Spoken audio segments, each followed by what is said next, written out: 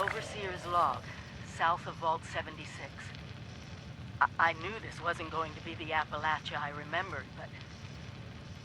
mutated animals? Haywire bots? No people so far. We have to be ready to rebuild in... what I can confirm is... hostile territory. Fortunately, Vault Tech was prepared. You see this? The cooking station, the stash box, the workbenches, all built with the camp. You need a home base out there. The construction and assembly mobile platform is designed to give you one. Just add resources, planning, and a little elbow grease. When you move your camp, everything you've built is stored, ready to be placed back down in the new area. Use this to establish a foothold whenever you're in unfamiliar territory. I've left my camp behind so you can use it. I know I'm breaking my own advice by not taking it with me. But after seeing Appalachia for myself, I need to make sure every resident of 76 has a safe haven they can start from. I'll make do without it. If it's still standing, the town of Flatwoods is further down this road. Find me there. This is the Overseer, signing off.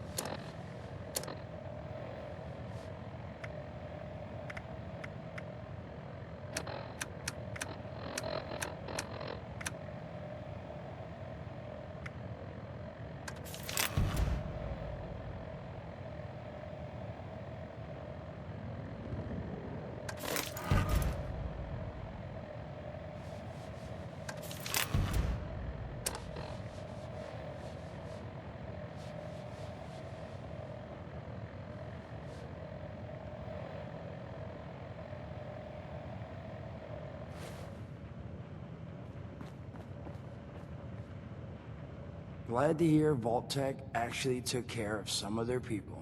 You hear these rumors, right, about them just throwing folks to the wolves. Here's some rations and a fancy suit. Good luck. Well, don't you worry that smooth little face of yours. You are in good company now. 'Cause around here, we look after one another. Now, what can I do for you?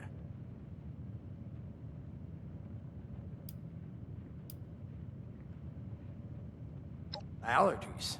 Learned the hard way I can't stand within 10 feet of a strawberry. Come on, man, that's a joke. Truth is, I was outside on Doomsday.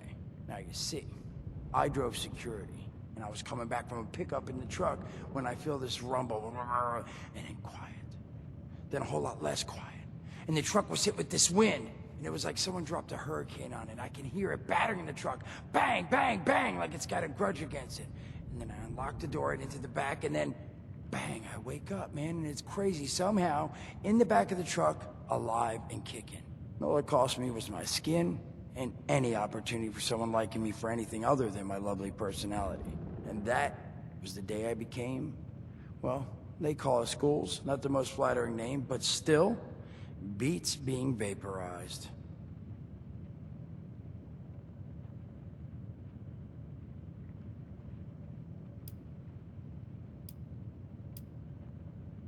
I mean, it's got its advantages. Main one is that radiation rolls off me like water off a duck's ass. Can stride through a blast zone like it's a spring breeze. Also, means I can survive in situations that would turn a normal person into a TV dinner. The major downside? Well, shit, you're looking at it, right? Head to toe disfiguration. There's also, well, you might have seen them. Not all ghouls are sane. Not sure how it happens. Why some ghouls lose their minds and others don't. But ever since I turned, there's always this nagging feeling, just at the back of my mind, that I will have to feast on humans! Raw! Seriously? Nothing? Shit, I thought it was funny. Overall, though, being a ghoul, mixed bag. Can't say I'd recommend it as a lifestyle choice.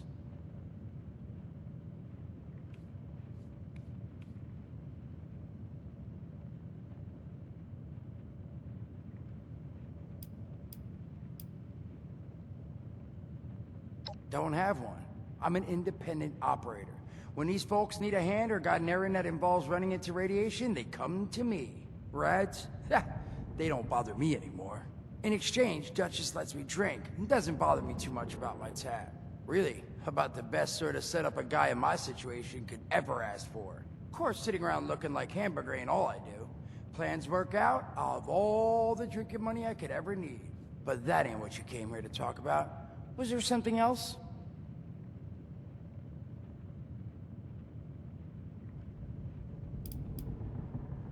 Listen, friend, you happen to be talking to the exact right person to fix your predicament. But if I'm gonna help you, I want something in return.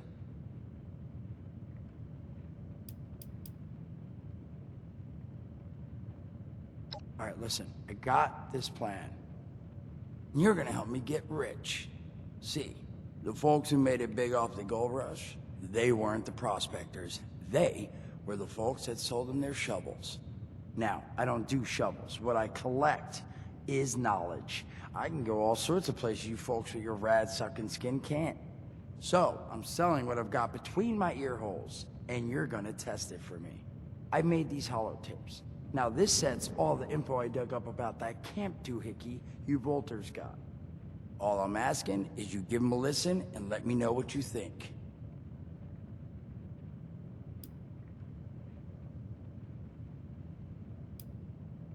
You will? Oh, thank you. I mean, thanks.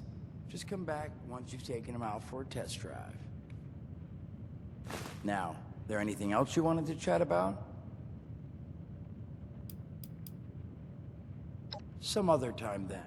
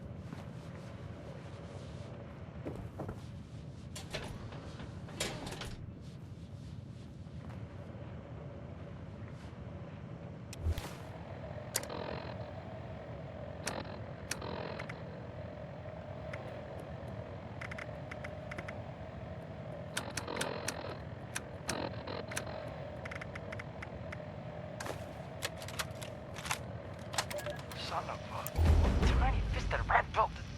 Oh, wait a second. The thing is on. Hello? Hello. This is Mort McCoy. And welcome to the first of Headmaster Mort's EduTapes. Today we're talking about your camp.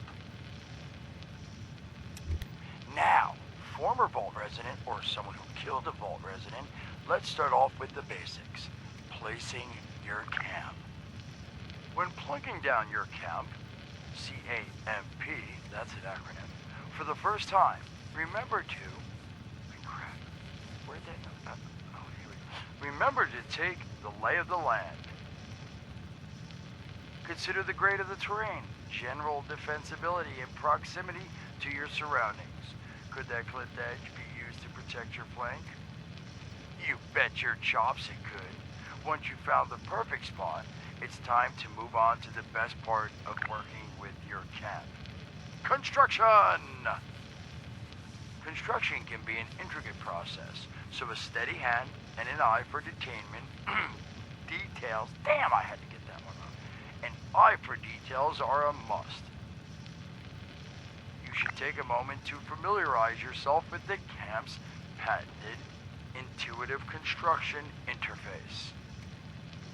But don't worry, we'll cover construction in gory detail in the next of Headmaster Mort's edutapes. So long. Get your jobs. Come on, what was that?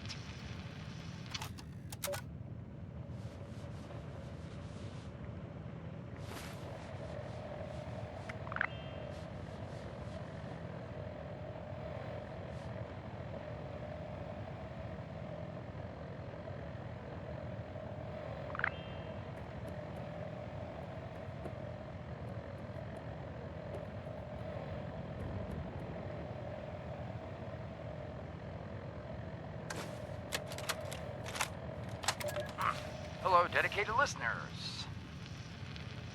Welcome back to Headmaster Mort's edutapes. Today, in this second tape, we are talking construction. Now, the first step of construction is... Wait, what? Is that soda? Soda's red, right? Wait, oh. Electing. First, electing what you're going to build.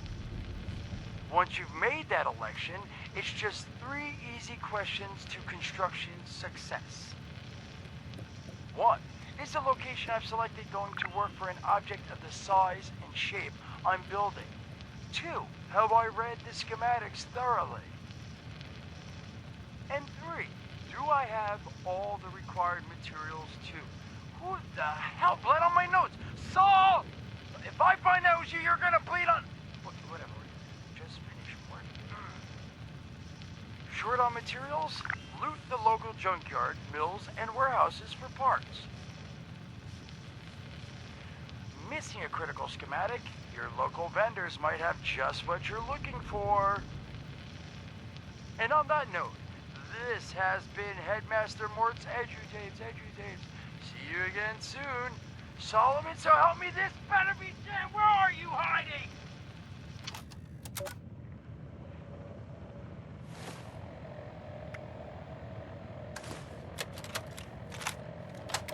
Welcome back, lovely listeners, to Headmaster Mort's final tape in the camp series, Powering Your Camp. After listening to the second tape, you should already be well trained enough to build a generator. If you haven't yet done so, I'll wait.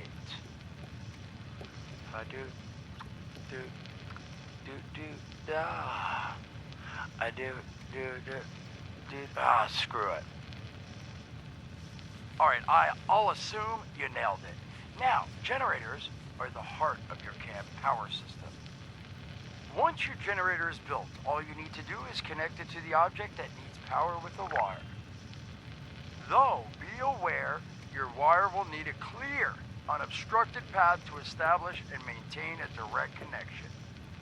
Some objects, however, like simple light bulbs, do not require a direct connection.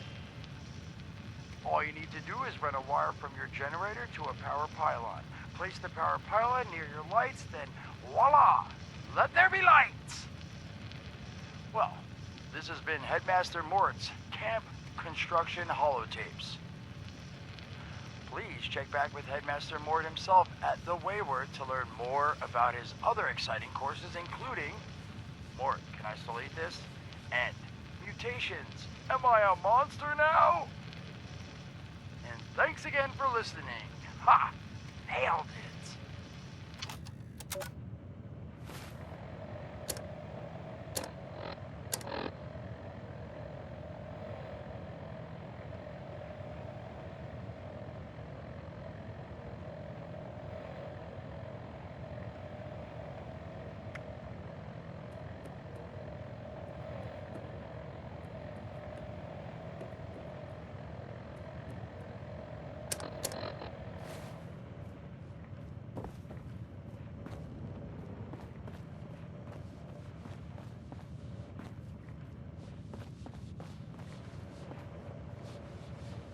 Oh, hey there. Looking forward to hearing what you thought of those tapes. Now, what'd you want to discuss? Did you now? What did you think?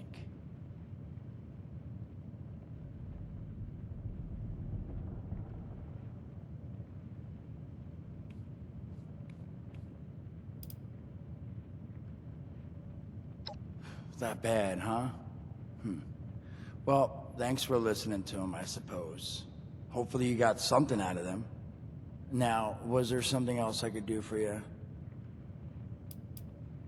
Some other time then.